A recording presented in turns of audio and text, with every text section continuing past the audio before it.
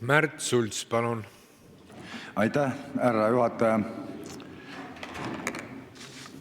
Härra Ossinovski peaministri ülesannetes. Tähendab, küsimus selline, haakub härra Ammase omaga, kuna ma tahtsin sama küsimust küsida. Et te kirjutasite koalitsioonilepingusse sisse, et tuima tursa näoga 120%. Tähendab, nüüd tuima tursa näoga lasete sipelda härra Ligil selle 120% kallal. Meie ei pea aru saama, nagu te väitsite, et me peame tegelikult mõistma. Me ei mõista. Õpetajate palk märkimisväärselt tõusis, ei tõusnud. Õpetaja palk, reaalpalk märkimisväärselt langes ja tööintensiivsus tõusis. Tähendab, mida teie põhimõtteline sotsdem olete oma lubaduste täitmiseks ette võtnud? Aitäh! Aitäh!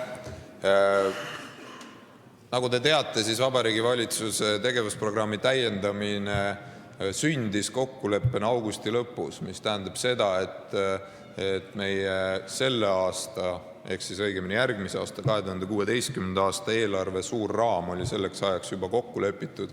Tegelikult oli ta suuresti kokku lepitud juba kevadel riigieelarve strateegia tegemisel.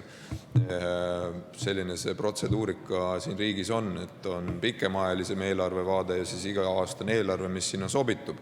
Nii et kui me räägime õpetajate palga tõstmise poliitilisest kokkuleppest, mis on sõlmitud ja mida valitsus kindlasti täidab, siis järgmine kord, kus reaalne katte sellele poliitilisele kokkuleppele tuleb leida, on järgmine kevad riigieelarve strateegia uuendamine, kus siis loomulikult lisaks nendele sisemistele ressurssidele, mida haridusministeerium on võimeline leidma, on vajalik ka täiendav riigieelarveline finantseerimine. Nii et ma kinnitan seda, et selle kokkuleppe näol on tegemist tõepoolest olulise poliitilise prioriteediga.